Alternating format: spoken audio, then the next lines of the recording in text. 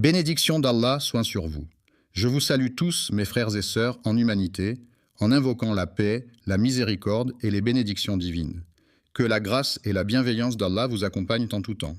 Que les bénédictions d'Allah soient abondamment répandues sur vous alors que vous entrez dans le visionnage de cette nouvelle vidéo. Je formule le vœu sincère qu'Allah éclaire nos cœurs et nos esprits à travers le contenu que nous allons découvrir ensemble.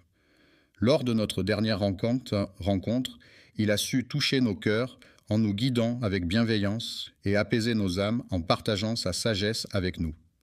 Nous avons discuté de Dhul Qarnayn, ce roi pieux et vertueux qui a voyagé à travers le monde en invitant les gens à se tourner vers Allah, le Tout-Puissant, et en les encourageant à suivre la voie de la droiture et de la piété. Nous avons discuté d'une de ces expéditions où il fit la rencontre d'une tribu isolée dont les membres avaient une grande difficulté à comprendre le langage des étrangers. Nous avons également pris le temps d'expliquer comment, grâce à la force que lui a accordée Allah, il a pu ériger une barrière extrêmement solide entre deux immenses montagnes. Ces individus, connus sous le nom de Ya'juj, étaient responsables d'empêcher une nation de répandre la corruption sur terre. Ya'juj est une nation confrontée à un mal immense, caractérisé par une corruption sans limite. Il est légitime de se demander d'où proviennent ces maux et qui sont les individus impliqués. Il est également important de se questionner sur les motivations et les conséquences de leurs actions. Certains pensent que l'origine du nom Ya'juj ou Ama'juj pourrait provenir de différentes sources. En effet, il est dit que ce nom pourrait dériver du mot Ige qui... Certains pensent que le mot feu désigne la flamme ardente produite par la combustion de matières inflammables, tandis que d'autres théorisent qu'il provient du mot Hajj, qui signifie une shoah extrêmement chaude utilisée pour les ablutions rituelles dans certaines traditions religieuses. Il est également mentionné que les météorites salées tirent leur nom du fait qu'elles provoqueront un grand bouleversement sur la Terre.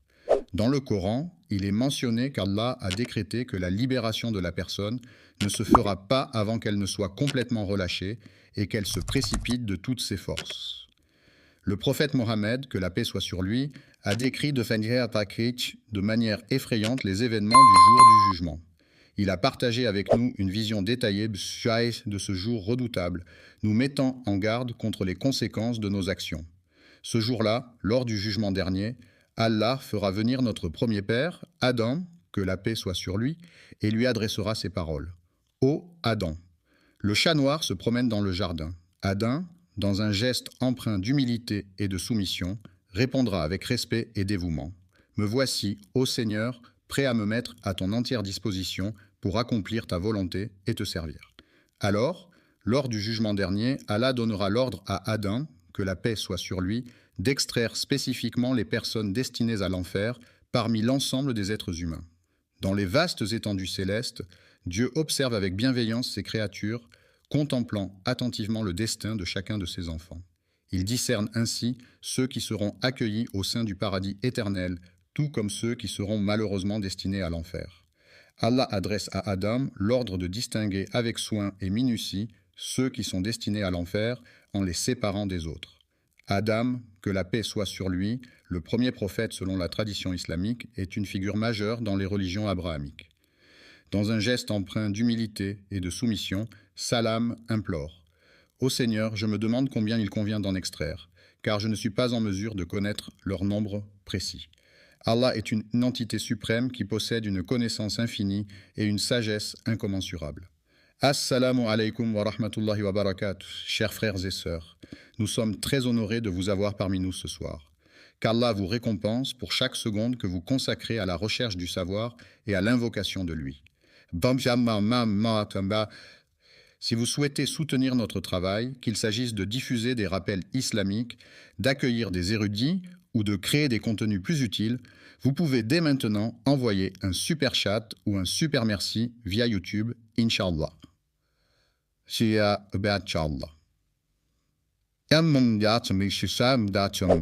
Vos contributions financent directement les efforts de Dawa, la modernisation de nos équipements, l'organisation de futurs événements et nous aident à atteindre davantage de cœurs avec le message de l'islam. Alors, c'est à ce moment-là qu'Allah lui répondit par une parole qui, lorsque l'on considère un groupe de 1000 personnes, il est dit que 999 d'entre elles sont destinées à aller en enfer, tandis qu'une seule personne aura le privilège d'accéder au paradis. Cette répartition des destins entre enfer et paradis est de nature à susciter une profonde réflexion et à faire frémir quiconque y prête attention. Terrifiants, effrayants et angoissants seront les jours où les enfants, pris de peur intense, verront leurs cheveux perdre leur couleur naturelle pour devenir blancs. Ces jours-là, les mères, débordant d'inquiétude et de chagrin, ne sauront comment consoler leurs enfants face à une telle terreur. Les mères qui abandonneront leurs nourrissons, oubliant même qu'elles les ont mis au monde, vivront un jour d'une ampleur incommensurable, un jour qui secouera jusqu'au plus profond de leur être. Les compagnons, même les plus endurcis et habitués aux difficultés, se retrouvèrent dans un état de panique tel qu'ils se tournèrent vers le prophète Salih, que la paix soit sur lui, pour lui demander conseil, en lui adressant ces mots. « Ô messager de Dieu, que devons-nous faire dans cette situation ? Selon la croyance en Allah, il est dit qu'un seul homme parmi nous sera sauvé, tandis que 999 autres seront condamnés à aller en enfer. Cela soulève la question de la destinée de chaque individu et de la justice divine qui dicte le sort de chacun en fonction de ses actions et de sa foi. La jeune fille a couru rapidement pour attraper le bus. Alors, dans un geste rassurant, le prophète Salah, que la paix soit sur lui, prit la parole pour adresser des paroles réconfortantes à ceux qui l'entouraient, leur disant de ne pas s'inquiéter face à la situation qui se présentait. Parmi les individus présents, il y en a 999 qui ne font pas partie de votre groupe, mais qui sont en réalité membres de la tribu de Yajouj ou Amajouj. Le chat noir dort paisiblement sur le canapé. Ainsi, le prophète Salah, que la paix soit sur lui, a apaisé leur cœur en leur expliquant avec sagesse et bienveillance. Le chiffre effrayant dont il est question ne concerne pas les croyants, mais plutôt cette immense nation de Yajouj. Cette nation de Yajouj est décrite comme étant si nombreuse qu'elle suscite la crainte, mais il est important de noter que ce chiffre ne fait pas référence aux croyants. Si nous sommes 1 pour 999, cela signifie qu'il y a 999 fois plus de Wamajouj que nous. Ainsi, si nous sommes 1, il y aura 999 Wamajouj au total. Empêcher les vagues de s'abattre violemment sur la côte, menaçant ainsi les habitants et les infrastructures. C'est dans le but de protéger la population locale des assauts répétés de l'océan que Dhul-Nayn a entrepris la construction de cette imposante barrière. Après avoir terminé la construction de la barrière qui enferme Yajouj et Majouj, Dhul-Qarnayn les a enfermés à l'intérieur, les empêchant ainsi de causer des ravages sur terre. Humblement, je considère que ce succès est une grâce de mon Seigneur. Je reconnais qu'il n'est pas le fruit de mes seules actions, mais plutôt le résultat de sa volonté et de son soutien. C'est grâce à la volonté d'Allah et aux ressources qu'il lui a accordées que cette personne a pu trouver la force nécessaire pour accomplir ses actions. En outre, il convient de souligner qu'il a également contribué à la vérité en question. La promesse de mon Seigneur, qui concerne chacun d'entre nous, est que cette barrière sera réduite en poussière lorsqu'elle se réalisera.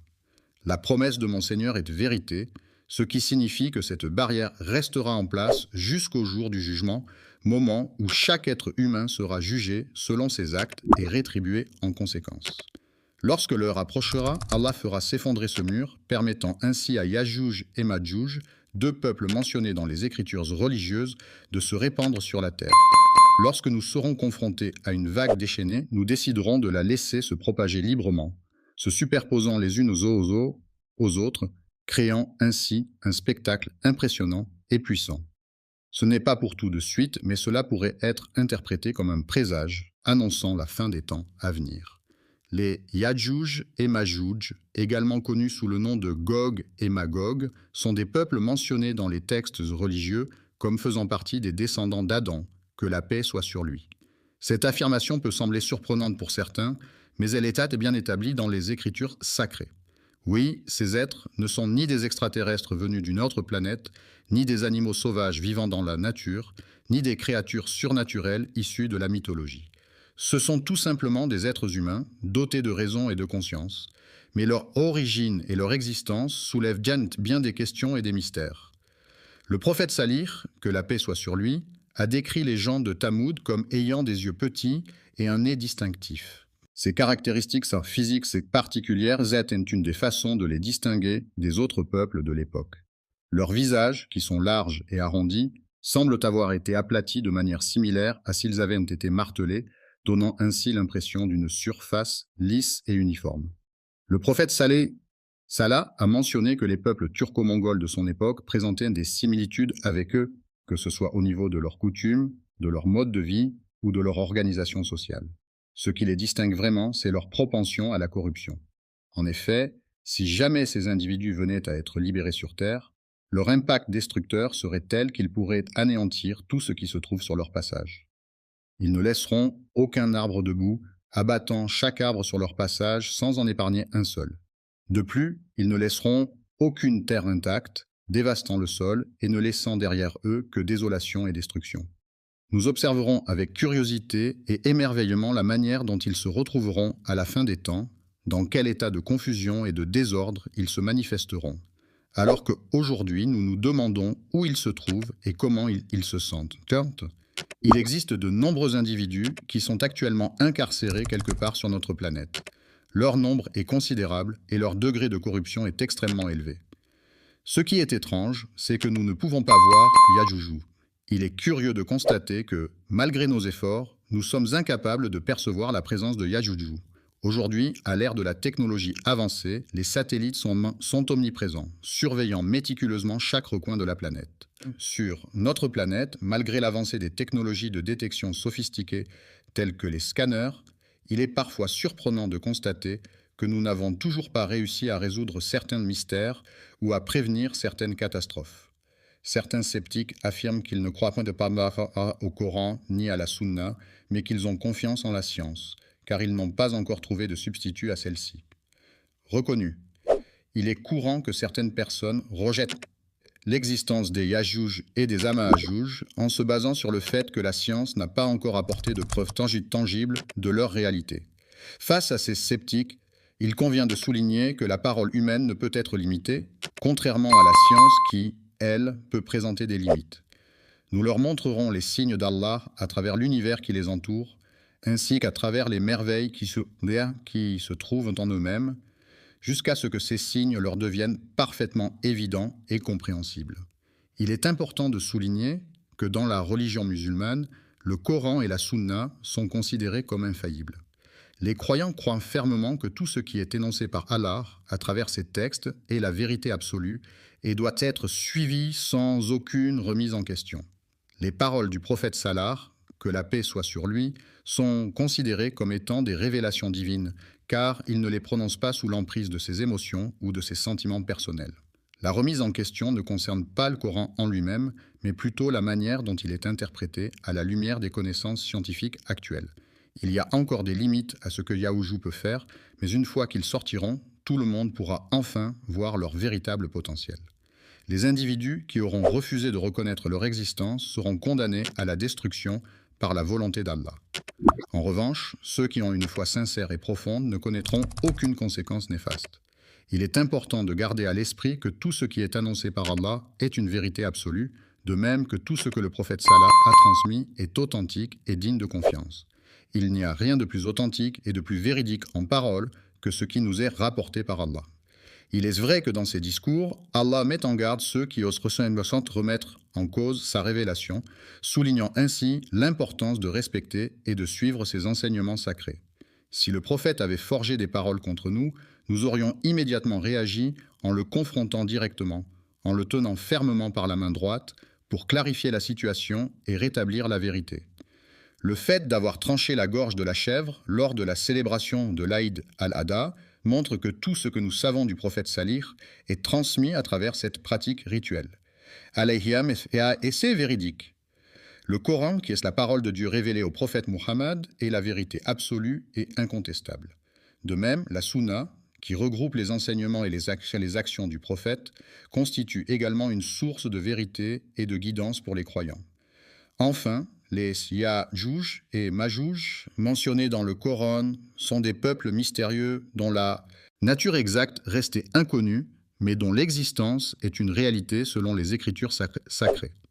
Dans la réalité de notre quotidien, il est essentiel de cultiver une confiance inébranlable envers Allah, de croire en sa sagesse et sa bienveillance, et de patienter avec espoir en attendant l'accomplissement des promesses divines. Un jour, un danger imminent menaçant la sécurité du prophète Salah, que la paix soit sur lui, le poussa à se rendre chez Zainab. Bintas a prononcé des paroles de malheur à l'encontre des Arabes, les a avertis de l'approche imminente d'un malheur qui menace aujourd'hui de franchir une brèche dans la barrière. Ijouj ou Wamajouj, une boutique de vêtements pour enfants, a été ouverte il y a quelques semaines dans le quartier. La taille de la boutique est assez petite, ce qui la rend facile à repérer. En effet, en passant devant, on peut remarquer immédiatement sa petite taille qui lui confère un charme particulier. Lorsque Zainab, qu'Allah soit satisfait d'elle, a remarqué que le barrage commençait à montrer des signes d'effondrement, elle a ressenti une profonde inquiétude et a immédiatement interpellé le messager d'Allah, que la paix et les bénédictions d'Allah soient sur lui, en ces termes. Ô messager d'Allah, que devrions-nous faire maintenant? Serons-nous détruits, même si parmi nous se trouvent des personnes pieuses, des adorateurs sincères, des gens qui jeûnent et qui prient avec dévotion? Les glandes endocrines sont responsables de la production et de la libération des hormones dans le corps. Elle était profondément convaincue que la présence de ses proches était indispensable pour son bonheur et son équilibre émotionnel. La présence de croyants dans une communauté peut parfois empêcher l'arrivée d'un châtiment divin. Le prophète Salah, que la paix soit sur lui, a souligné de manière sérieuse que même en leur présence, si le décret divin est établi, il s'accomplira inévitablement. La corruption devient de plus en plus répandue au sein de la communauté musulmane lorsque le mal s'installe progressivement, sapant ainsi les valeurs et l'éthique qui devraient normalement la guider. Lorsque la perversion prend le dessus et que personne ne réagit, cela crée un environnement où les croyants se retrouvent isolés et impuissants face à ces comportements contraires à leurs valeurs et croyances religieuses, ne se sentent pas concernés. Lorsque les individus choisissent de rester passifs et silencieux devant les injustices, ils contribuent indirectement à la propagation de la destruction, qui finira par toucher l'ensemble de la société, y compris ceux qui pensaient être à l'abri des conséquences. Ceux qui occupent des postes de pouvoir et qui ne font rien pour lutter contre la corruption seront inévitablement touchés par les conséquences néfastes de ce fléau. Cette situation doit servir de leçon pour rappeler à quel point il est crucial de s'engager activement dans la lutte contre la corruption. L'adoration seule ne suffit pas, il est également nécessaire d'agir, de parler et de défendre la vérité. C'est ainsi que le mur de Dhu al-Qarnayn a été construit. Depuis l'époque du prophète Salah, que la paix soit sur lui, le barrage de Yadjuj-Ouaj est régulièrement attaqué par les forces maléfiques de Yadjuj et Madjuj, comme cela est mentionné dans les récits prophétiques. Chaque jour, ces individus creusent inlassablement dans l'espoir de trouver un moyen de s'échapper de leur situation. Leur acharnement à chercher une issue témoigne de leur désir ardent de liberté. Malheureusement, leur comportement destructeur et corrompu ne fait que renforcer les mesures de sécurité mises en place pour les maintenir captifs. L'heure impitoyable de leur destin inéluctable approche inéluctablement. Cependant, malgré les signes annonciateurs, de nombreux individus demeurent insouciants et continuent à vivre dans l'ignorance de ce qui les attend. Les personnes enfermées dans l'oubli ne sont pas conscientes de ce qui les attend. Elles se trouvent dans une situation où elles ne savent pas pour combien de temps elles resteront enfermées, que ce soit dans le cas de Ijouj ou d'Ajuj. Le temps continue inexorablement de s'écouler pour les individus qui, absorbés par le tourbillon de leur vie trépidante, semblent peu à peu oublier son importance. Ils sont si absorbés par leurs préoccupations quotidiennes qu'ils en viennent à négliger la valeur du temps qui passe. Les fidèles ne reçoivent aucun rappel de la part de leur Seigneur, sauf s'il s'agit d'une information importante ou d'une directive essentielle pour eux. Les habitants de la ville se divertissent rarement, car leur cœur semble endormi, manquant de joie et d'enthousiasme. Cependant, une lueur d'espoir se profile à l'horizon. Le célèbre mur de Dhu al-Qarnayn, réputé pour ses pouvoirs mystérieux, semble sur le point de révéler ses secrets et de raviver l'intérêt des habitants pour la magie qui l'entoure. S'effondrer Yojou et Wajou, deux êtres ancestraux dotés de pouvoirs extraordinaires, se trouvent actuellement à la phase finale de leur longue période d'emprisonnement qui a duré des milliers d'années, les maintenant loin de leur liberté et de leur plein potentiel. Le mur, qui est actuellement en train de montrer des signes de faiblesse, finira par s'effondrer complètement dès que la promesse de Monseigneur sera accomplie. C'est à ce moment-là qu'il sera réduit en poussière. La poussière qui recouvre le sol témoigne de l'attente silencieuse du barrage, symbole de la promesse éternelle de Monseigneur. Cette promesse, immuable et certaine, nous assure qu'un jour viendra où le barrage sera enfin construit. Une fois que le mur qui les retenait prisonniers depuis des siècles ne sera plus là, que feront ces peuples détruits? Quelles seront leurs actions et réactions face à cette nouvelle liberté retrouvée après une si longue période d'emprisonnement? En cas de captivité, il est légitime de se demander quel sort sera réservé aux personnes retenues. Seront-elles maintenues sur Terre ou emmenées ailleurs? Dans ce contexte, se pose également la question de qui aura le courage de les affronter. La chute de ce Houma sur la terre entière se déroulera de manière spectaculaire et impressionnante. Les Houmas, une fois déversés, formeront un spectacle grandiose et majestueux, s'étendant sur une vaste étendue de terre. Les épreuves, appelées Ijujouj, sont considérées comme des tests envoyés par Allah pour mettre à l'épreuve l'humanité. Ceux qui sauront résister et endurer ces épreuves démontreront leur foi et leur force intérieure. Ceux qui se soumettent face au pouvoir destructeur de la fitna sont en réalité mis à l'épreuve par Allah pour tester leur foi et leur résistance. La fitna, cette tentation redoutable, est ainsi un moyen par lequel Dieu met à l'épreuve la foi et la détermination des croyants. Chaque jour, les croyants s'engagent dans un travail assidu en creusant inlassablement pour percer le mur qui les sépare de leur objectif. Leurs efforts sans cesse constants les amènent peu à peu à un point critique où ils se trouvent sur le point de briser cette barrière qui les retient. Les personnages rencontrent une barrière sur leur chemin, mais malgré les difficultés, ils persévèrent et se rapprochent peu à peu de la réussite. Cependant, à mesure qu'ils avancent, la fatigue se fait de plus en plus présente. Malgré cet obstacle supplémentaire, ils trouvent en eux la force de continuer à creuser, déterminés à atteindre leur objectif. Face à la fatigue qui les submerge, certains d'entre eux se posent la question suivante. Devrions-nous prendre un moment de repos pour nous ressourcer et ensuite reprendre nos activités? Demain, qui représente le jour suivant celui d'aujourd'hui, est un moment qui se situe dans le futur proche et qui fait partie intégrante de la notion de temps linéaire. Le protagoniste avait initialement planifié de poursuivre ses efforts le jour suivant, mais malheureusement, il a été distrait et a fini par oublier cette intention. Les habitants du village ont pris l'habitude de dire « Inch'Allah » chaque fois qu'ils passent devant le vieux mur de pierre qui borde leur communauté. Chaque matin, en se réveillant, ils constatent avec étonnement que le mur est toujours là, solide et intact malgré les années qui passent. Quand les gens oublient d'inclure « Inch'Allah » après avoir exprimé leur souhait que le mur reste debout, celui-ci se régénère malgré tout et conserve sa solidité. En revanche, lorsque les individus prononcent « Inch'Allah » après leur souhait, le mur s'effondre. Avec la volonté d'Allah, le mur finira par s'effondrer complètement, à un moment choisi par sa sagesse divine.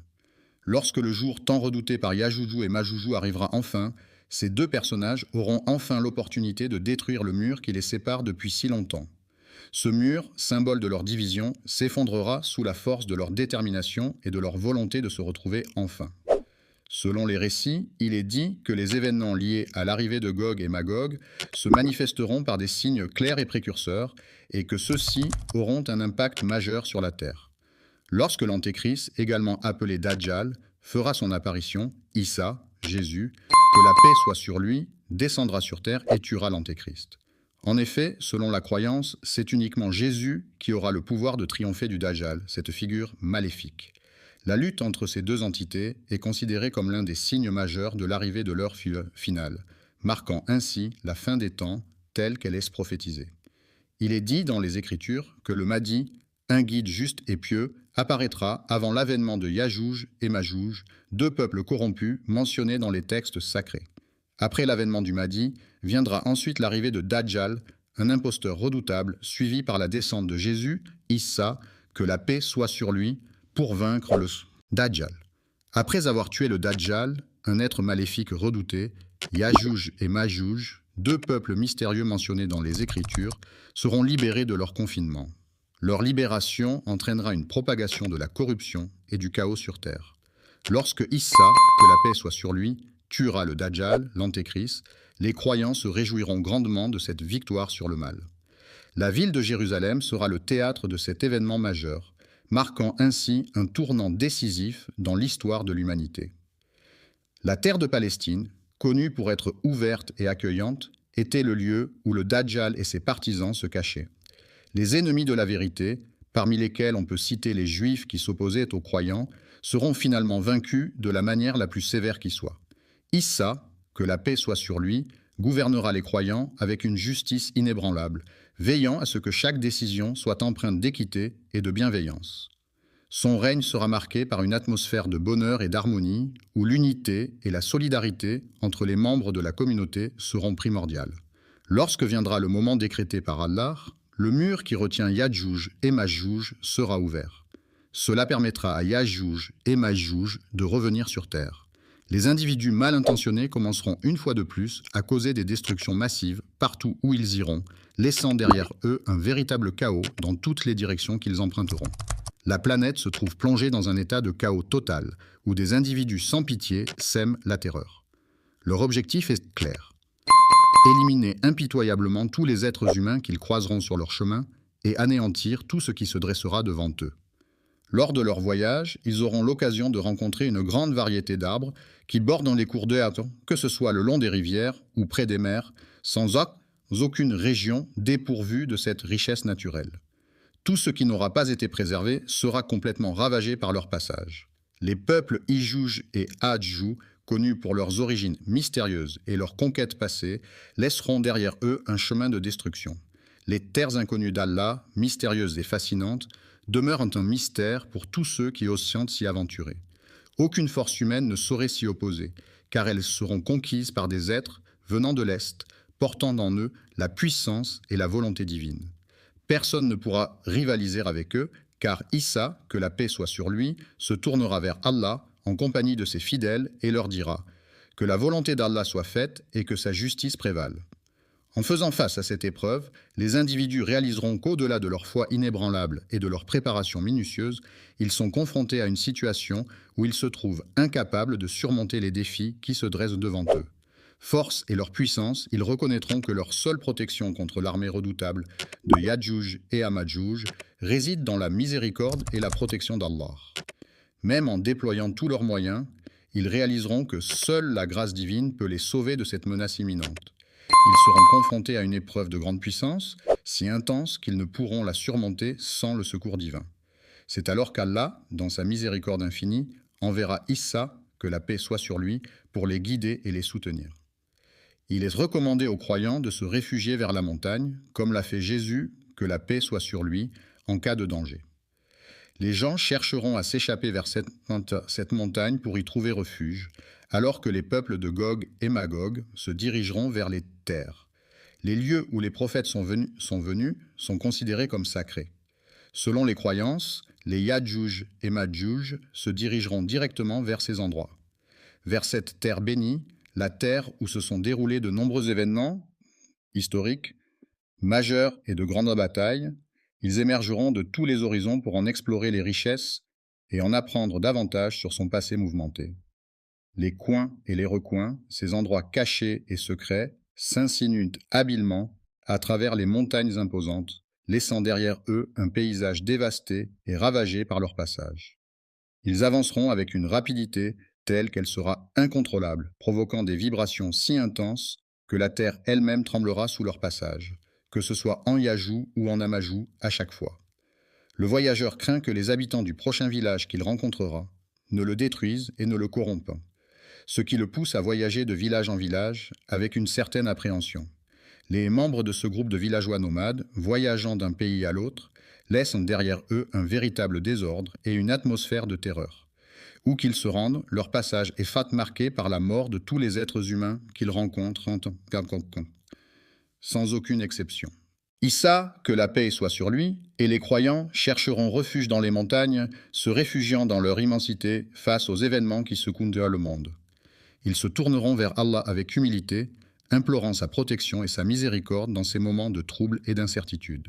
Aidez-les, car ils vont se retrouver dans une situation de grande détresse où ils auront peu de nourriture et de ressources à disposition, ce qui les mettra dans une situation critique et difficile à gérer. La foi des croyants restera inébranlable même lorsqu'ils traverseront de longues périodes d'épreuves, attendant avec confiance l'aide d'Allah. Tout en observant attentivement la propagation de la destruction causée par Yadjouj et Madjouj, ils prendront leur temps et persévéreront dans leur attente. En priant avec ferveur et en plaçant toute leur confiance en la miséricorde d'Allah, ces personnes espèrent ardemment être sauvées de la détresse dans laquelle elles se trouvent. Les peuples qui ne partagent pas les croyances des croyants, c'est-à-dire ceux qui n'appartiennent pas à une communauté religieuse donnée, peuvent avoir des pratiques, des traditions et des valeurs différentes de celles des croyants. Ceux qui ne suivent pas les enseignements d'Issa, que la paix soit sur lui, se retrouveront dans une situation de grande vulnérabilité et d'impuissance lorsque Yajouj et Majouj se manifesteront et causeront des ravages. Lorsque le moment de la vérité arrivera, ils se tiendront debout, le souffle court, les yeux rivés sur l'horizon, observant avec appréhension l'armée redoutée de Yajoujou qui approche lentement de la ville de Majou. Les personnes crieront avec désespoir. « Malheur à nous, malheur à nous !» Nous avons vécu dans l'ignorance et l'obscurité sans même nous en rendre compte.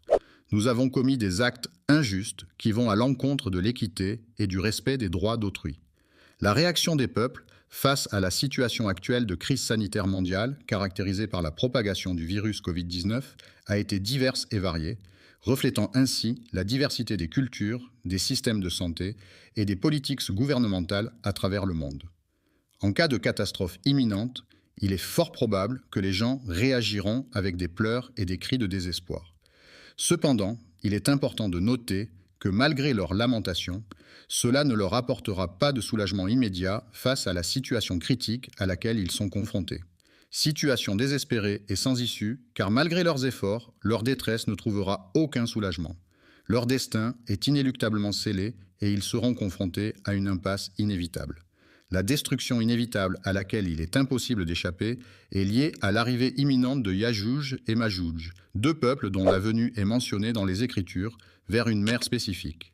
Tibérias, une ville située sur les rives du lac de Tibériade, également appelée mer de Galilée, est connue pour sa beauté naturelle et son importance historique. Si les habitants de Tibéria venaient à puiser toute l'eau de ce lac, ils laisseraient derrière eux une étendue d'eau complètement asséchée, ce qui aurait des conséquences désastreuses sur l'écosystème local et la vie des habitants dépendant de cette ressource vitale. Lorsque la source sera asséchée, suite à l'arrivée d'une grande multitude de personnes assoiffées, celles-ci feront de même en se précipitant pour boire jusqu'à ce qu'il n'y ait plus une seule goutte d'eau disponible. Il est possible que les gens remarquent que cette mer a maintenant moins d'eau qu'auparavant, ce qui pourrait les amener à penser qu'elle était autrefois pleine d'eau. Ils vont assécher complètement chaque parcelle de terrain, ne laissant aucun endroit épargné. Ils envahiront méthodiquement chaque maison, chaque ville, chaque village, ne laissant aucune forme d'habitation échapper à leur contrôle. Une catastrophe naturelle d'une ampleur sans précédent, sous la forme d'un ouragan dévastateur, balayera la région, entraînant la mort de tous les êtres humains et la destruction totale de tout ce qui se trouve sur son passage. En plus de causer des dégâts matériels irréparables, ces phénomènes destructeurs auront pour conséquence la disparition de toute végétation et de toute récolte, laissant derrière eux un paysage désolé et stérile. Leur impact destructeur se fera ressentir à l'échelle mondiale, leur corruption laissant des séquelles considérables sur l'environnement terrestre. La supplication d'Issa, que la paix soit sur lui, est d'une puissance inégalée, et les croyants qui la récitent avec foi verront des miracles se produire. Les personnes réunies lèveront les mains vers le ciel et se tourneront vers Allah, le Tout-Puissant, dans un geste d'humilité et de dévotion. Elles supplieront ardemment sa miséricorde et son intervention divine pour qu'il veille sur leurs provisions et les guide sur le droit chemin. Alors que les ressources se feront de plus en plus rares et que leur nourriture diminuera progressivement, ces personnes persisteront dans leurs prières, nourrissant l'espoir qu'Allah les soutiendra dans cette épreuve. Issa, alayhi salam, pria Allah pour qu'il les sauve de cette grande épreuve, celle de Yajouj et Majouj, afin de purifier la terre de leur présence. Disciples de prier pour que les mécréants disparaissent, tout en demandant la miséricorde divine pour les croyants ainsi que pour l'ensemble du monde. C'est ainsi qu'Issa, que la paix soit sur lui, fit appel à ses disciples. Quelqu'un parmi vous, mes compagnons, pourrait-il avoir la gentillesse de descendre pour vérifier ce qu'il s'est passé ? Nous aimerions savoir si les ennemis sont toujours présents ou si, par la grâce d'Allah, ils ont disparu. A-t-il réussi à mettre en œuvre le décret qu'il avait établi à leur égard ? Parmi vous, qui êtes prêts à descendre pour incarner celui qui est considéré comme le meilleur sur terre ? Aujourd'hui, parmi tous les hommes présents, celui qui sera mon compagnon au paradis est celui qui se distinguait par sa qualité et son excellence parmi eux. Animé par une profonde foi en sa loyauté envers ses compagnons et par un courage indéfectible, il se leva solennellement et déclara avec détermination « Je descendrai ». Il prit le temps de descendre lentement de la montagne, s'arrêtant à plusieurs reprises en chemin pour observer attentivement ce qui s'était passé avec Ya'juj et pour réfléchir au sort qui lui était réservé. Allah envoya contre Ya'juj et Ma'juj une créature très spécifique qui se trouve spécifiquement dans les oreilles des chameaux et des animaux similaires tels que les dromadaires. Le bétail, de couleur verte et porteur de maladies, commença à se propager insidieusement parmi les armées redoutées de Ya'juj et Ma'juj, semant ainsi la panique et la confusion parmi les troupes.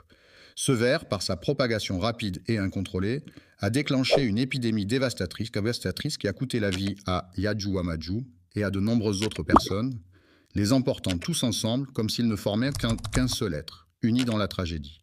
Lorsque l'homme arriva, la maladie les frappa tous sans distinction, les faisant tomber comme un seul homme. En regardant attentivement autour de lui, il constata que le sol était jonché de cadavres et que l'atmosphère était imprégnée de leur odeur nauséabonde. Pris de dégoût, il se hâta de se diriger vers Isa. Le terme « alayhi salam » est utilisé pour transmettre des salutations de paix et de respect envers une figure prophétique. Cela signifie que la paix soit sur lui. Isa, que la paix soit sur lui, également connu sous le nom de Jésus, est un prophète majeur dans l'islam. Il leva lentement ses mains vers le ciel, dans un geste empreint de supplication, invoquant le nom d'Allah. Son appel visait à demander à Dieu de purifier la terre de l'odeur nauséabonde et des cadavres des Ya'juj. Les Ma'juj, selon la tradition islamique, sont un peuple maléfique mentionné dans le Coran. Selon le récit, Allah a envoyé des oiseaux à long cou, comparables à des perches, pour anéantir les Ma'juj. Les vaillants soldats, après avoir triomphé de leurs ennemis sur le champ de bataille, firent preuve d'un grand courage, en ramassant les corps de ces derniers et en les jetant dans les eaux profondes de la mer, contribuant ainsi à purifier le sol de toute présence indésirable. Les cadavres jonchaient le sol, témoins silencieux de la violence qui avait eu lieu. Malgré le passage du temps, la terre gardait encore les stigmates de leur présence, souillée par le sang et les souffrances qui s'y étaient déroulées.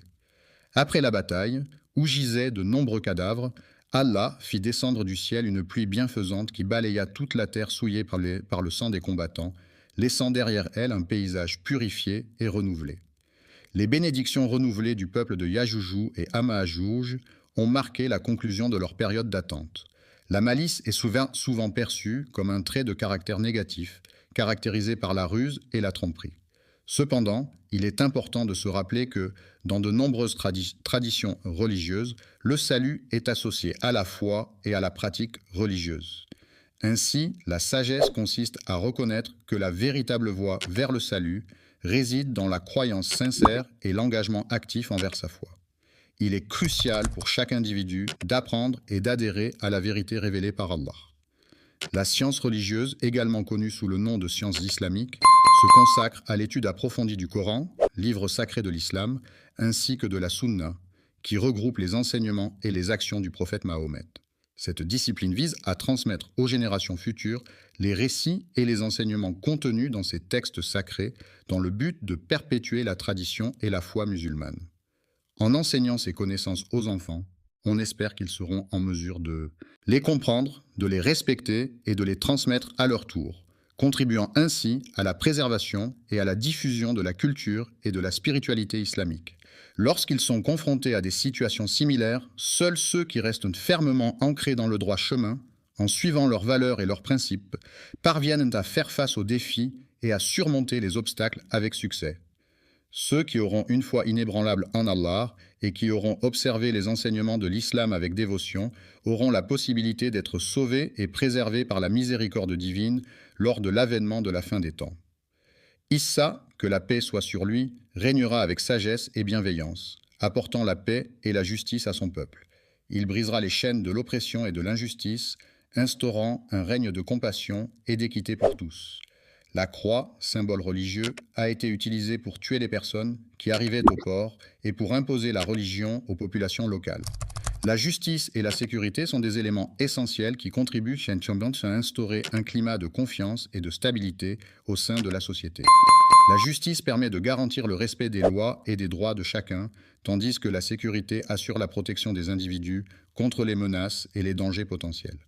Ainsi, la combinaison de la justice et de la sécurité favorise un environnement propice au développement harmonieux des relations entre les individus et à l'épanouissement de la communauté dans son ensemble. Il est impossible pour quiconque de rivaliser avec la puissance et les compétences de Ijouj ou Ajouj et Majouj, également connus sous le nom de Gog et Magog, sont mentionnés dans le Coran comme étant des créatures créées par Allah. Selon la sagesse divine, ils sont destinés à jouer un rôle particulier dans les événements eschatologiques à venir. Il sera complètement détruit par l'une des personnes les plus modestes de la société. Les soldats, vêtus de leurs uniformes militaires et portant leurs armes, se tenaient en rang serré, prêts à obéir aux ordres de leurs supérieurs et à défendre leur pays avec courage et dévouement. Cette histoire, qui est teintée de vert, évoque une série d'événements passionnants et captivants. Un avertissement est une leçon que l'on tire d'une expérience passée, permettant ainsi d'éviter de reproduire les mêmes erreurs à l'avenir.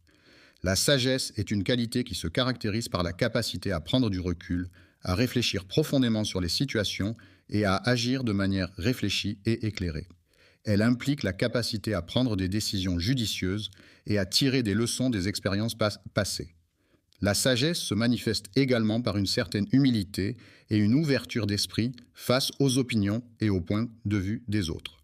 Il est dit dans les écritures religieuses que Yadjouj et Majouj sont deux peuples mentionnés dans les textes sacrés, dont le sort est décrit comme mystérieux et redoutable. Cependant, il est important de souligner que la vraie victoire, celle qui est pleinement satisfaisante et gratifiante, le succès appartient à ceux qui suivent la voie avec détermination, persévérance et courage, en surmontant les obstacles et en restant fidèles à leurs objectifs malgré les difficultés rencontrées sur leur chemin. Je prie Allah pour que cette histoire soit bénie de sa miséricorde et de sa guidance, et qu'elle apporte lumière, sagesse et réconfort à ceux qui la découvriront. Une source de réflexion qui peut nous amener à remettre en question nos croyances et nos actions, et ainsi nous permettre de progresser et d'évoluer en tant qu'individus. Il est important de se rappeler que le salut réside dans la recherche de la paix intérieure, l'acceptation de soi et la pratique de la bienveillance envers les autres. La foi et la confiance inébranlable en des vérités révélées par une autorité divine, et l'adhésion à la vérité divine implique une acceptation totale et une conformité aux enseignements et principes de cette vérité. Inch'Allah, nous espérons sincèrement avoir l'opportunité de vous retrouver dans un avenir proche. Le prochain épisode, s'il plaît à Allah de nous le permettre, sera une nouvelle opportunité de vivre des expériences, d'apprendre et de grandir. Permettez-moi de vous confier quelque chose d'important. Que la paix et la miséricorde d'Allah soient sur toi. Que la paix et les bénédictions d'Allah soient sur vous. Le texte a été créé à l'aide de l'outil disponible sur le site web http://. Je suis prêt à jouer le rôle d'un outil de paraphrase. N'hésitez pas à me donner une phrase à reformuler. Louange à Allah, le Tout-Puissant et Miséricordieux, Créateur de l'univers et de toutes choses visibles et invisibles. Que la paix et les bénédictions soient sur son prophète bien-aimé, le messager de la miséricorde pour l'humanité, qui a été envoyé pour guider les gens sur le droit chemin et leur apporter la lumière de la vérité et de la justice. Aujourd'hui, chers messagers, nous allons partir à la découverte de nouvelles choses passionnantes et enrichissantes. Il s'agit d'un groupe de personnes qui ont collaboré et travaillé ensemble pour la construction de la mosquée Al-Aqsa, un lieu de culte important situé à Jérusalem. Ils veulent détruire l'arche pour des raisons qui ne sont pas clairement définies. L'arche, Elisha, dans ce contexte, fait référence à un lieu ou une structure spécifique dont l'importance et la nature exacte ne sont pas explicitement mentionnées. Il est à la recherche d'une alliance qu'il désire ardemment, mais il est important de ne pas oublier quelques détails avant de commencer. Chers spectateurs, nous vous invitons cordialement à prendre quelques instants pour adresser une prière ou une pensée positive en faveur de nos frères et sœurs. Les habitants de Jérusalem se sentent opprimés en raison de diverses pressions politiques, sociales et économiques qui pèsent sur la ville depuis de nombreuses années. Les tensions historiques, les conflits religieux et les revendications territoriales contribue à créer un climat de stress et d'incertitude parmi la population locale. L'article pour demander la protection et la guidance divine, ainsi que la paix intérieure et la force pour faire face aux défis du quotidien. Cette vidéo représente le strict minimum que nous pouvons faire pour répondre aux attentes de notre public et maintenir notre présence en ligne.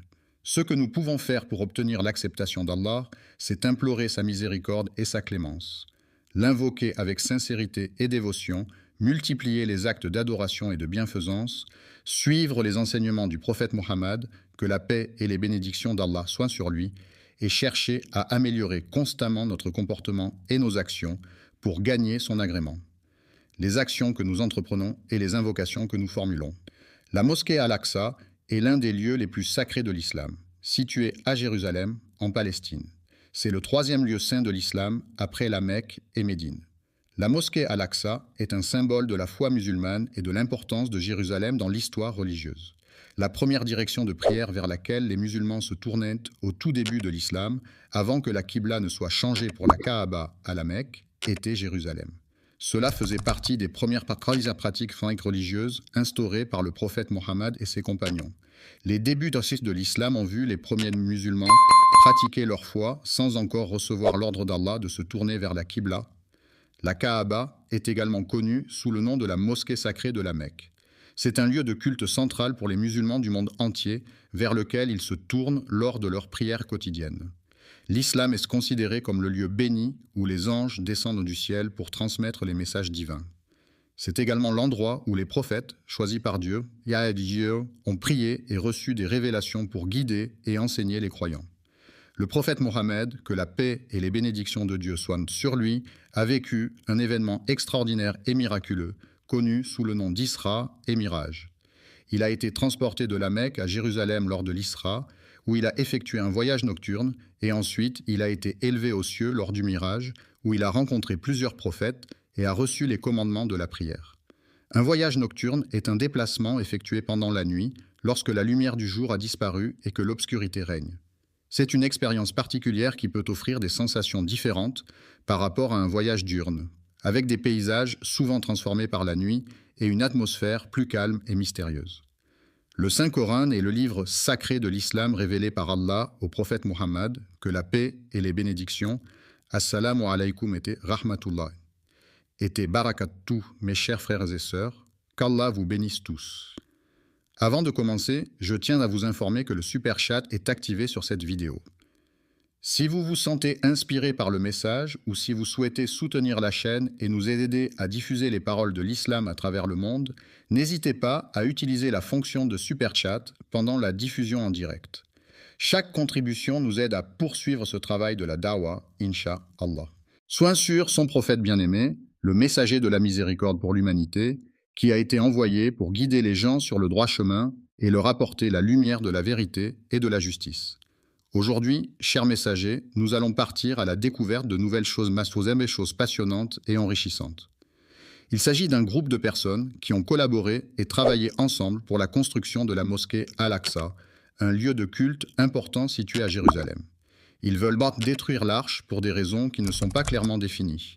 L'arche, dans ce contexte, fait référence à un lieu ou une structure spécifique dont l'importance et la nature exacte ne sont pas explicitement mentionnées. Il est à la recherche d'une alliance qu'il désire ardemment, mais il est important de ne pas oublier quelques détails avant de commencer. Chers spectateurs, nous vous invitons cordialement à prendre quelques instants pour adresser une prière ou une pensée positive en faveur de nos frères et sœurs. Les habitants de Jérusalem se sentent opprimés en raison de diverses pressions politiques, sociales et économiques qui pèsent sur la ville depuis de nombreuses années. Les tensions historiques, les conflits religieux et les revendications territoriales contribuent à créer un climat de stress et d'incertitude parmi la population locale. L'article pour demander la protection et la guidance divine, ainsi que la paix intérieure et la force pour faire face aux défis du quotidien.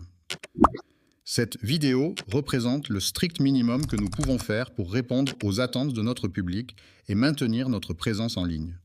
Ce que nous pouvons faire pour obtenir l'acceptation d'Allah, c'est implorer sa miséricorde et sa clémence, l'invoquer avec sincérité et dévotion, multiplier les actes d'adoration et de bienfaisance, suivre les enseignements du prophète Mohammed, que la paix et les bénédictions d'Allah soient sur lui, et chercher à améliorer constamment notre comportement et nos actions pour gagner son agrément, les actions que nous entreprenons et les invocations que nous formulons. La mosquée Al-Aqsa est l'un des lieux les plus sacrés de l'islam, situé à Jérusalem en Palestine. C'est le troisième lieu saint de l'islam après la Mecque et Médine. La mosquée Al-Aqsa est un symbole de la foi musulmane et de l'importance de Jérusalem dans l'histoire religieuse. La première direction de prière vers laquelle les musulmans se tournaient au tout début de l'islam, avant que la Qibla ne soit changée pour la Kaaba à la Mecque, était Jérusalem. Cela faisait partie des premières pratiques religieuses instaurées par le prophète Muhammad et ses compagnons. Les débuts de l'islam ont vu les premiers musulmans pratiquer leur foi sans encore recevoir l'ordre d'Allah de se tourner vers la Qibla. La Kaaba est également connue sous le nom de la mosquée sacrée de la Mecque.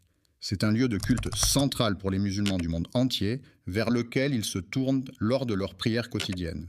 L'islam est se considéré comme le lieu béni où les anges descendent du ciel pour transmettre les messages divins. C'est également l'endroit où les prophètes, choisis par Dieu, ont prié et reçu des révélations pour guider et enseigner les croyants. Le prophète Mohammed, que la paix et les bénédictions de Dieu soient sur lui, a vécu un événement extraordinaire et miraculeux, connu sous le nom d'Isra et Miraj. Il a été transporté de la Mecque à Jérusalem lors de l'Isra, où il a effectué un voyage nocturne, et ensuite il a été élevé aux cieux lors du Miraj, où il a rencontré plusieurs prophètes et a reçu les commandements de la prière. Un voyage nocturne est un déplacement effectué pendant la nuit, lorsque la lumière du jour a disparu et que l'obscurité règne. C'est une expérience particulière qui peut offrir des sensations différentes par rapport à un voyage diurne, avec des paysages souvent transformés par la nuit et une atmosphère plus calme et mystérieuse. Le Saint-Coran est le livre sacré de l'islam révélé par Allah au prophète Muhammad, que la paix et les bénédictions d'Allah soient sur lui à travers l'archange Gabriel. Louange à Dieu qui a permis à son serviteur de voyager de nuit. Le serviteur travaille à la mosquée sacrée, un lieu de culte important pour les musulmans situé à la Mecque. Alhamdulillah, je vois un beau soutien arriver dans le super chat. Qu'Allah récompense chacun de vous. Votre soutien nous aide à atteindre plus de cœurs et d'âmes avec la beauté de l'islam. Si vous regardez et souhaitez également participer, cliquez simplement sur l'icône super chat et envoyez votre message. Jazakum Allah khayran. En Arabie Saoudite. Nous continuons notre réflexion sur la mosquée Al-Aqsa, lieu saint situé à Jérusalem, dont nous avons béni les alentours. La mosquée Al-Aqsa, également connue sous le nom d'Al-Aqsa, est située à Jérusalem et est considérée comme le troisième lieu saint de l'islam.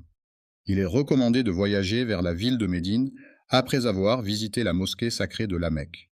Cette ville est en effet un lieu saint pour les musulmans, car c'est là que se trouve la mosquée du prophète ainsi que sa tombe. De plus, Médine est riche en histoire et en spiritualité, offrant aux visiteurs l'opportunité de se plonger davantage dans la culture islamique.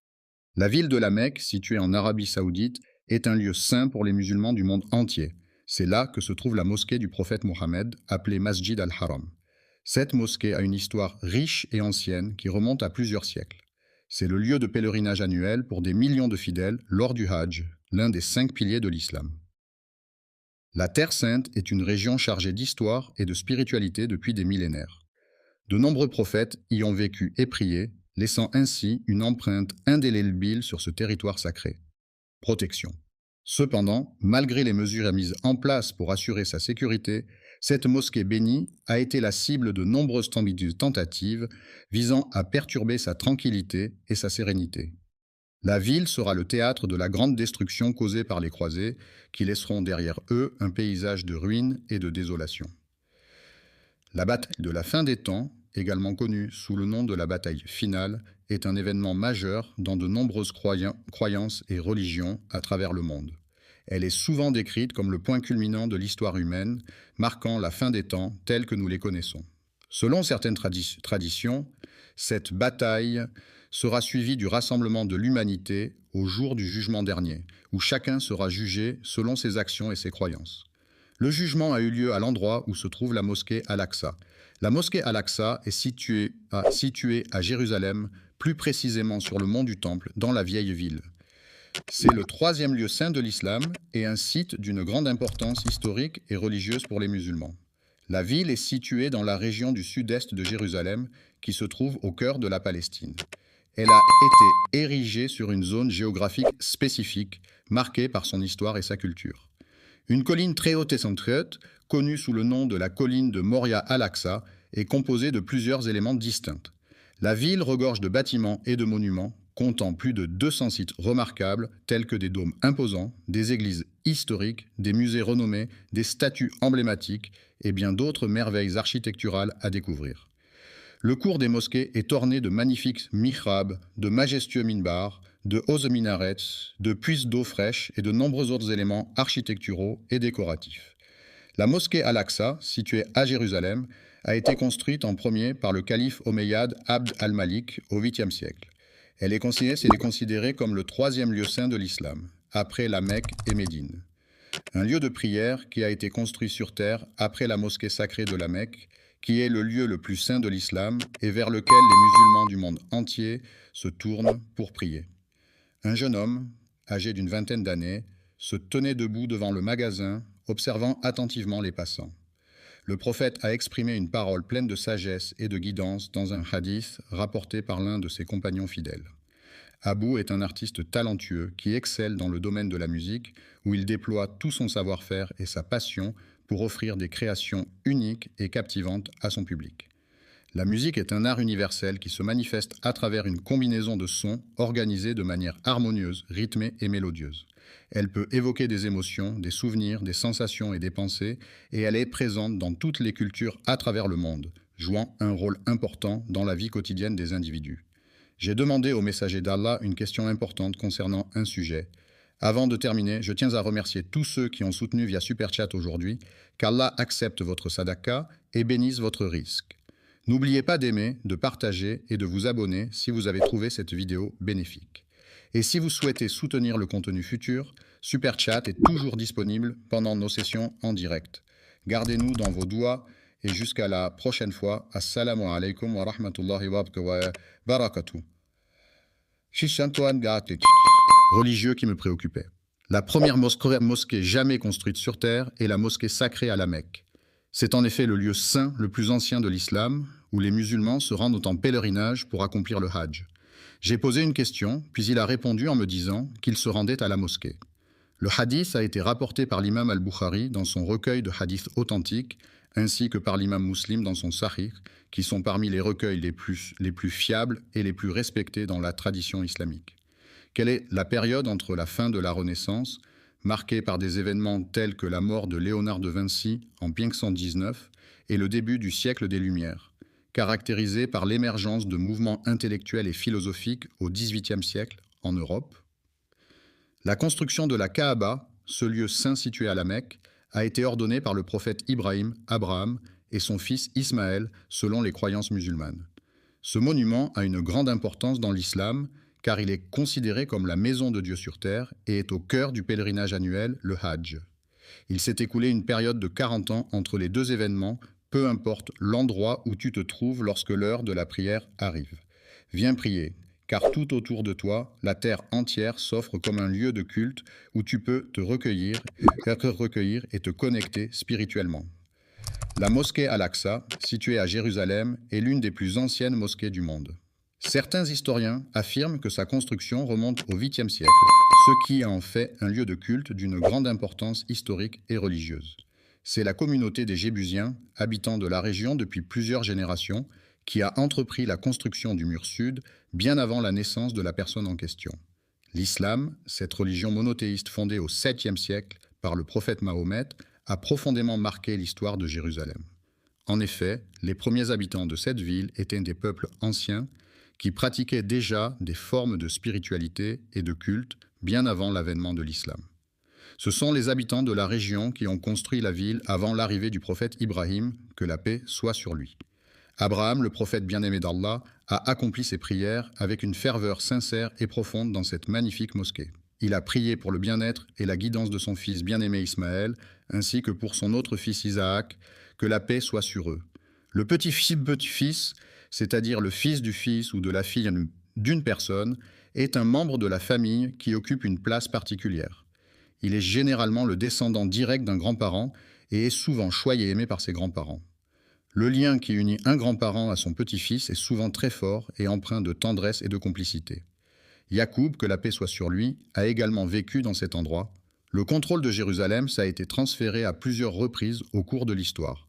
Les pharaons ont exercé leur domination sur les Amalécites pendant une longue période, jusqu'à ce qu'Allah envoie un messager pour mettre fin à cette situation. Le prophète Daoud, que la paix soit sur lui, a été chargé par Dieu de guider et de conseiller les enfants d'Israël en les rappelant à l'importance de suivre les enseignements divins et de rester sur le droit chemin. Le fils du prophète entreprit un projet de reconstruction et d'agrandissement de la mosquée Al-Aqsa. Sulayman, que la paix soit sur lui, a hérité du trône de son père, le roi David, ainsi que de la sagesse et de la richesse qui accompagnaient cette responsabilité. Après avoir reçu une prophétie, il a entrepris de réhabiliter la mosquée Al-Aqsa, transformant ainsi ce lieu en un endroit de culte plus accueillant et propice à la prière pour les fidèles de la communauté. Le centre spirituel est un lieu d'une beauté remarquable, où la sérénité et la tranquillité règnent en maître, offrant ainsi un espace propice à la méditation et à la réflexion. La construction d'Al-Aqsa, en premier, suscite diverses opinions parmi les personnes impliquées dans le projet. Certains affirment que c'est le cas, tandis que d'autres ont une opinion différente sur la question. Le prophète Adam, que la paix soit sur lui, aurait choisi un endroit spécifique pour s'établir. Il s'est écoulé 40 années depuis le moment où Ibn Ham a reçu l'ordre d'Allah de poser les fondations de la Kaaba. Dans son livre intitulé At-Tidjan, Rahima relate que, selon les Écritures, Allah a donné l'ordre à Adam de se rendre à un endroit spécifique. Jérusalem est une ville historique et symbolique pour de nombreuses religions, notamment le judaïsme, le christianisme et l'islam. C'est dans cette ville que le calife Omeyyad Abd al-Malik décida de construire la mosquée Al-Aqsa, un lieu saint pour les musulmans. C'est là que le prophète Mahomet accomplit des actes importants, marquant ainsi l'importance de Jérusalem dans l'histoire de l'islam.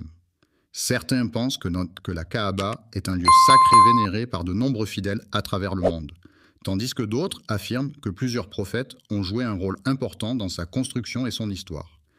Après la création d'Adam, que la paix soit sur lui, son fils Wes a été choisi pour transmettre le message divin.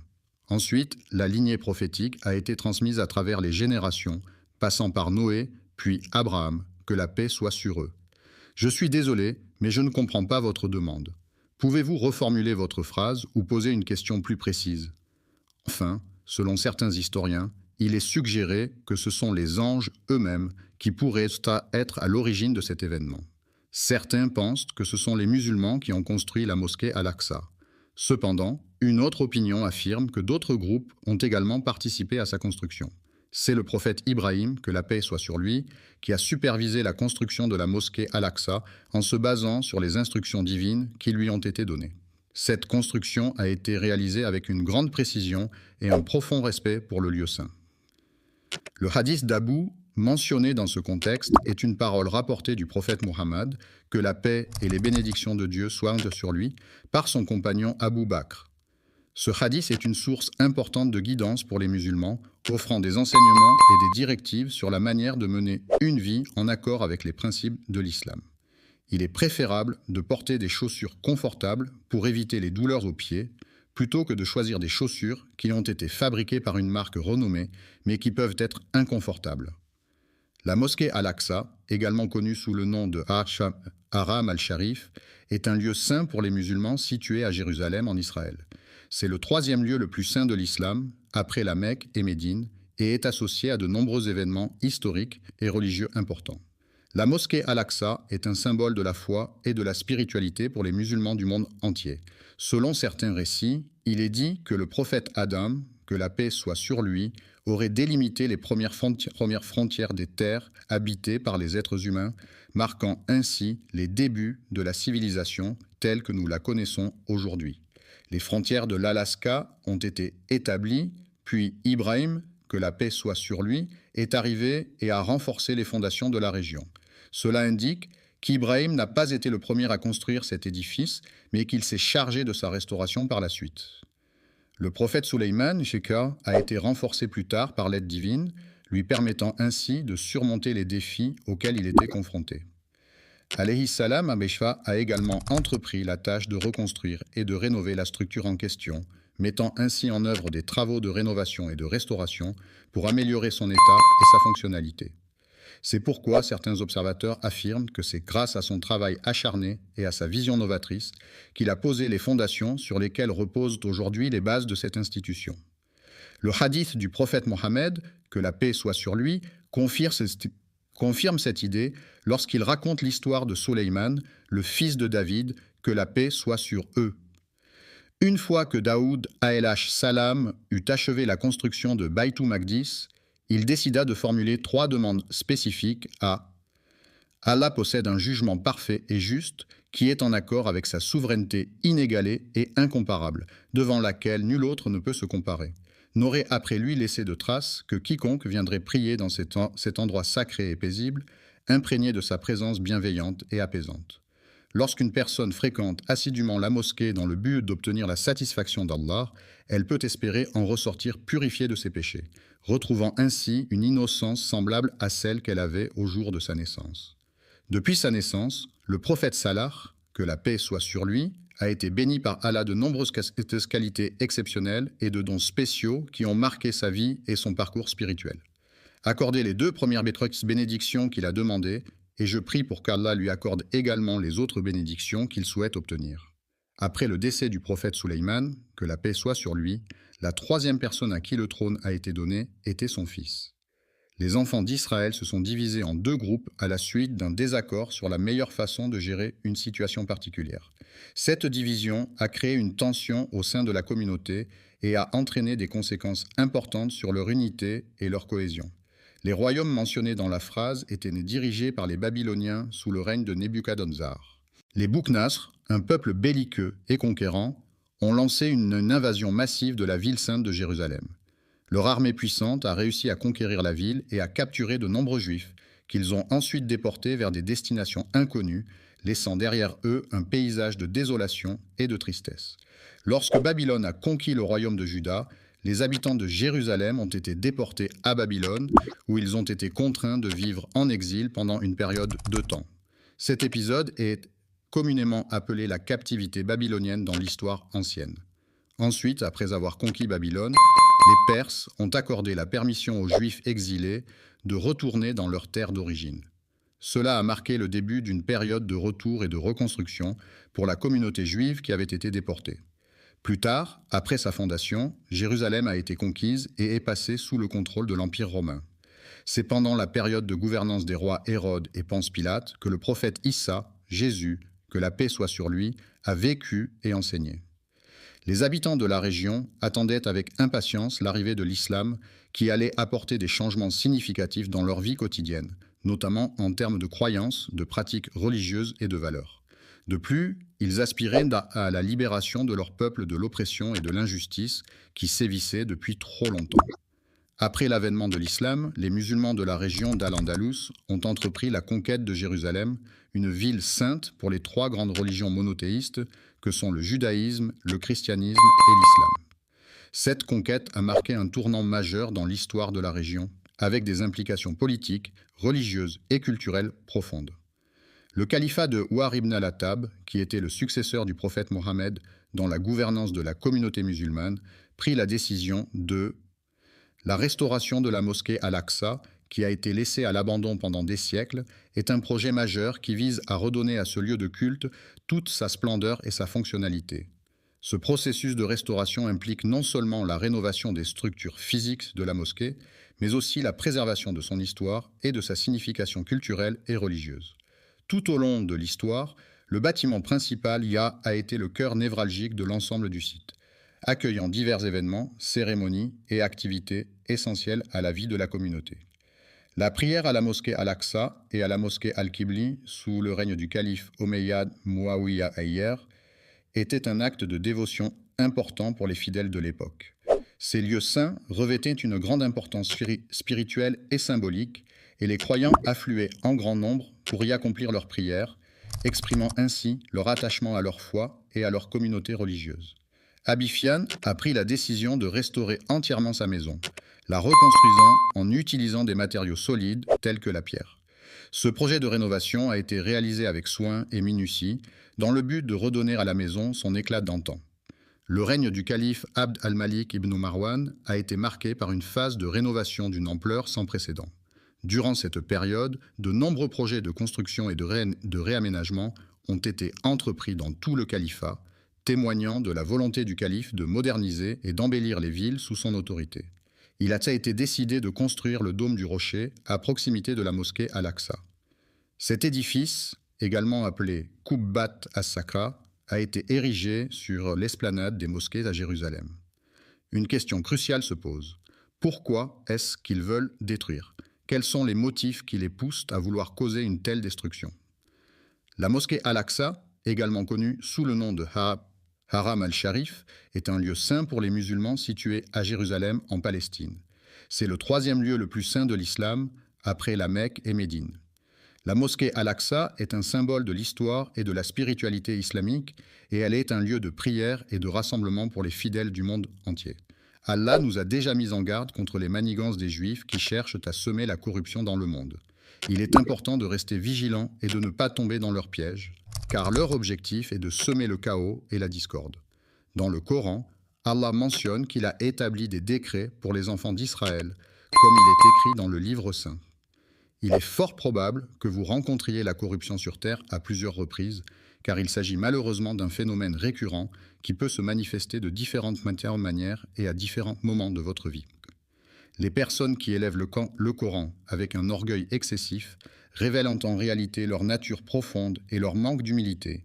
Leur complot est un plan, élaboré et soigneusement conçu, dans lequel ils excellent en utilisant la ruse et la manipulation pour parvenir à leur fin. Le mensonge est un acte qui consiste à déformer la vérité dans le but de tromper autrui. En semant le mensonge, on crée un climat de méfiance et d'incertitude qui peut mener à la corruption et à l'injustice. En effet, lorsque les individus sont induits en erreur par des mensonges, ils peuvent prendre des décisions préjudiciables pour eux-mêmes ou pour autrui. De plus, le mensonge peut détourner les gens du chemin de la vérité et de l'intégrité, les éloignant ainsi de valeurs essentielles à une société juste et équilibrée. Ils attisent les conflits et les guerres au nom d'Allah, contribuant ainsi à propager les péchés et les discordes parmi les gens. Les perversions sont des comportements sexuels considérés comme déviants par rapport aux normes sociales et culturelles en vigueur. Elles peuvent se manifester de différentes manières, telles que des fantasmes sexuels atypiques, des pratiques sexuelles non conventionnelles ou des attirances pour des objets inanimés. Ces comportements peuvent être source de souffrance pour la personne qui en est affectée, ainsi que pour son entourage. Les individus en question ont commis l'acte de mettre fin à la vie des prophètes, en plus de les avoir diffamés et rejetés. Les mécréants ont exprimé leur hostilité envers les anges d'Allah, ces êtres célestes purs et dévoués, chargés de transmettre les messages divins et d'exécuter les commandements du Créateur de l'univers. Afin d'éviter de tomber dans les pièges qui pourraient nous être tendus, il est essentiel de rester constamment vigilant et sur nos gardes. Il est important de chercher à comprendre les véritables intentions des individus, car celles-ci peuvent en révéler leur objectif ultime, qui pourrait être de causer des dommages ou de détruire quelque chose. Alexa et ses fidèles ont décidé de bâtir un temple en l'honneur de leur divinité, affirmant ainsi leur engagement envers leur foi et leurs dogmes religieux.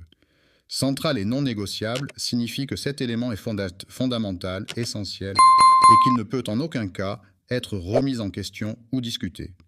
Cela implique que cette caractéristique est primordiale et qu'elle doit être respectée sans exception. Ils ne sont venus en Palestine que pour une seule raison, à savoir pour assister à la cérémonie de mariage de leur cousin éloigné. Ils occupent cette terre pour la simple raison qu'ils ont un projet à réaliser. Le projet en question a complètement anéanti tous les espoirs de voir un jour la paix s'installer durablement. La coexistence pacifique entre les différentes communautés religieuses est une valeur fondamentale à préserver. Cependant, il semblerait que certains individus aient des intentions bien plus sinistres. En effet, il semblerait que leur véritable dessein soit de détruire la mosquée Al-Aqsa, un lieu de culte d'une grande importance pour de nombreux fidèles, afin d'y construire quelque chose de nouveau à la place. Ils ont construit leur prétendu temple sur des ruines. Cependant, il est important de se demander ce que le mot « temple » signifie réellement. Le temple, qui est un lieu de culte et de prière, revêt une importance majeure dans la croyance juive. Il est considéré comme un lieu saint où les fidèles se rassemblent pour adorer et se connecter avec Dieu selon les enseignements de leur religion. Le mot temple désigne un édifice de grande taille, généralement consacré à des pratiques religieuses ou spirituelles, où les fidèles se réunissent pour prier, méditer ou célébrer des rituels en l'honneur de divinités ou de forces supérieures. Pour désigner tout lieu de culte, qu'il s'agisse d'une église, d'une mosquée, d'un temple ou de toute autre structure dédiée à la pratique religieuse, mais en prenant en compte le contexte où la croyance a été altérée, déformée ou manipulée. Des personnes de confession juive, c'est-à-dire des individus appartenant à la religion juive, qui est l'une des plus anciennes religions monothéistes au monde et qui a une histoire riche et complexe. Le temple est un lieu de culte et de prière où les fidèles se rassemblent pour vénérer la divinité à laquelle il est dédié. Il s'agit d'un édifice religieux souvent richement décoré, symbolisant la présence de la divinité et servant de point de rencontre entre les croyants et le sacré. Le temple revêt donc une grande importance dans de nombreuses traditions religieuses à travers le monde, et il est souvent considéré comme un lieu sacré où les rituels et les cérémonies sont célébrés.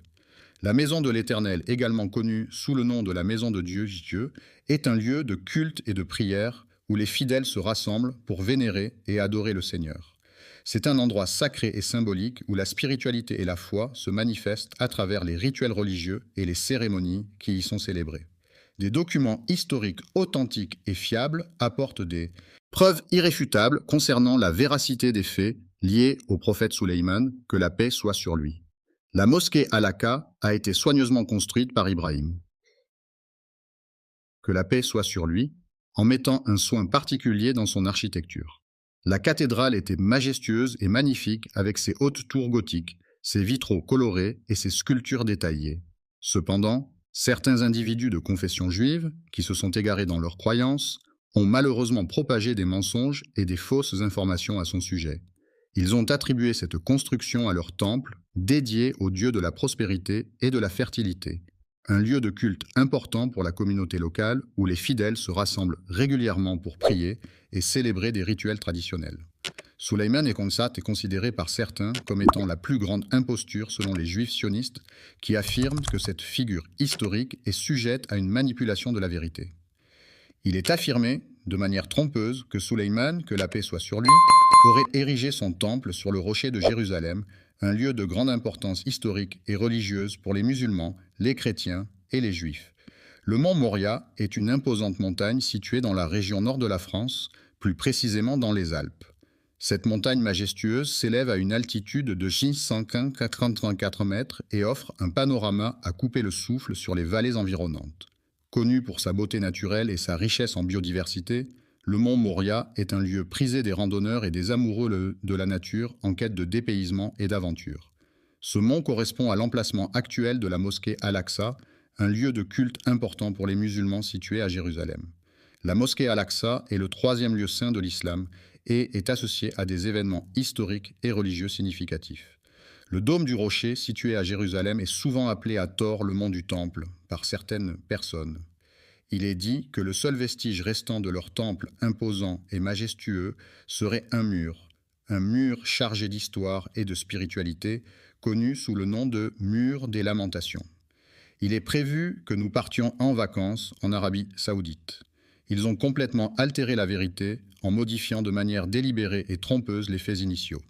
Selon l'histoire, il est affirmé que la construction du temple de Salomon a été un projet d'une grande envergure nécessitant des années de planification, de travail acharné et de compétences architecturales exceptionnelles. La domination de l'Empire babylonien a perduré pendant plus de 3 siècles, jusqu'à ce que le roi Nabuchodonosor II prenne le pouvoir. Après la destruction de Babylone, il est essentiel de rechercher et de documenter avec précision les faits historiques afin de retracer de manière authentique et fidèle les événements qui ont eu lieu dans cette cité antique de Mésopotamie.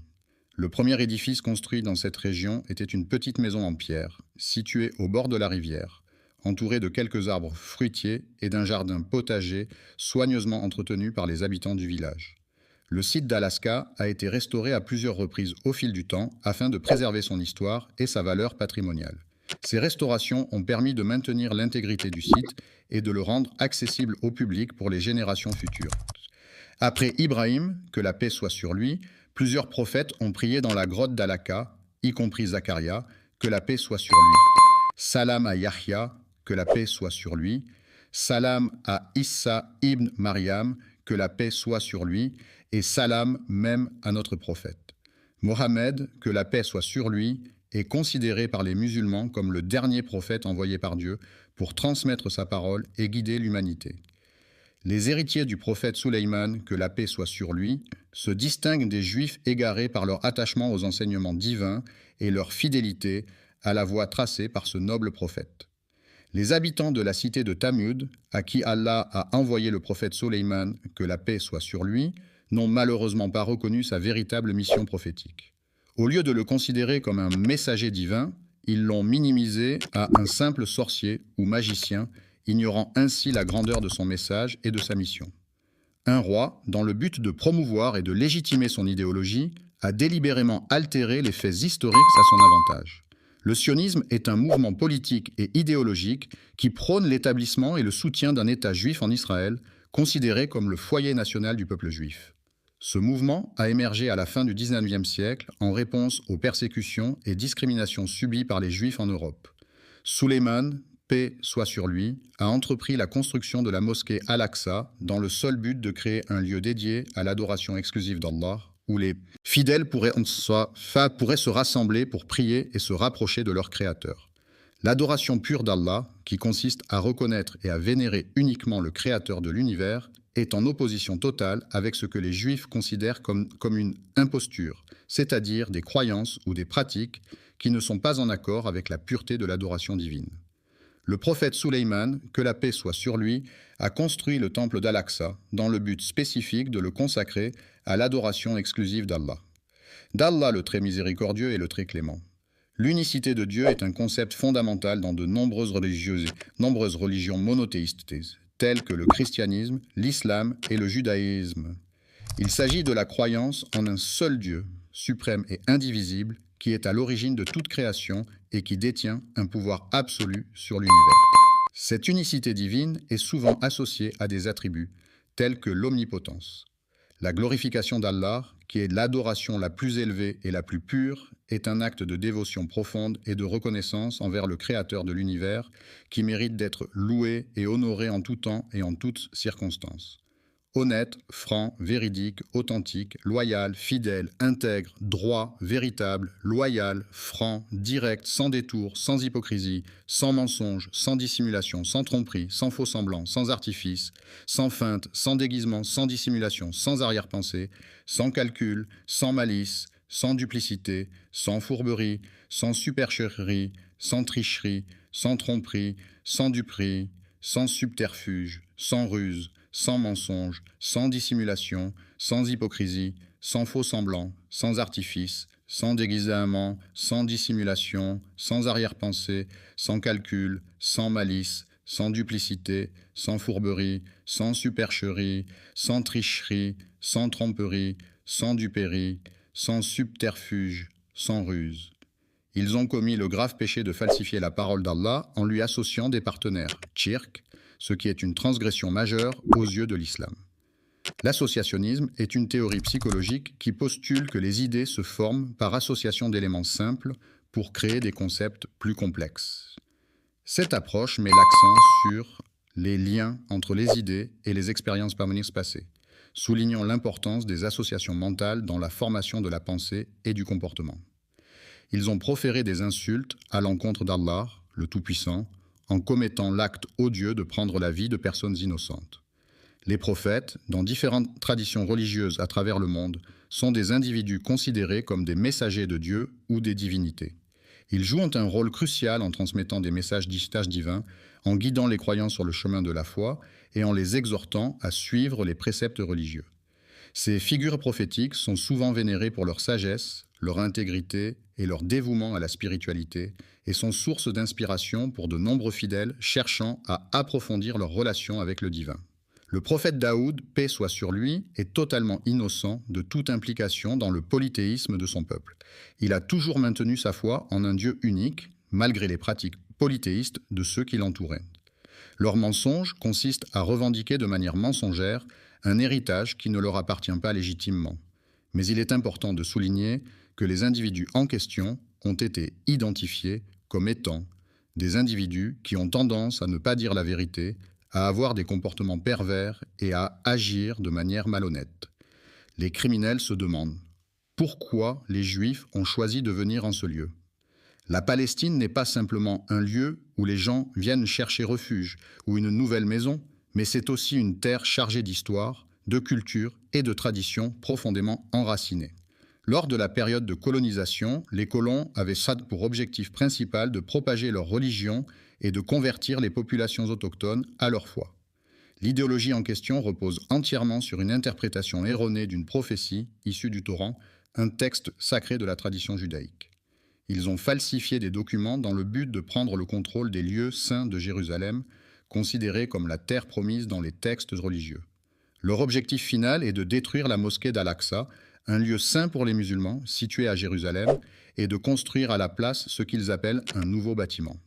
Selon leurs croyances, l'accomplissement de cette mission est perçu comme un moyen de garantir le salut et la protection des Juifs, conformément à la volonté d'Allah à leur égard. Il est nécessaire de mettre en place une stratégie efficace pour anéantir complètement leurs croyances dans le temple, en s'assurant de démanteler chaque pilier de leur foi et en mettant en place des mesures pour éviter les conflits qui pourraient nous amener à nous entretuer, car la protection de soi et de nos proches est une priorité essentielle. Les frères se battent contre leur mal, comme tu le sais déjà. Ô Allah, je te prie de les anéantir complètement, de les réduire à néant et de les éliminer de manière totale et définitive. La bénédiction est présente sur terre, dans les profondeurs de la mer et même dans les vastes étendues du ciel.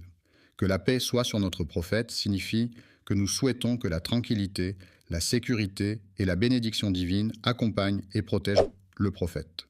Mohammed, il est important que nous restions solidaires les uns avec les autres, en nous soutenant mutuellement dans les moments difficiles et en faisant preuve d'empathie et de compassion. Frères et sœurs en Palestine, unissons-nous dans un esprit de solidarité et de fraternité pour faire face ensemble aux défis qui se dressent devant nous et pour œuvrer à la construction d'un avenir meilleur pour notre peuple. Nos prières ferventes et nos efforts inlassables dédiés à leur bien-être et à leur succès. Le soutien est une aide, un appui ou un accompagnement apporté à une personne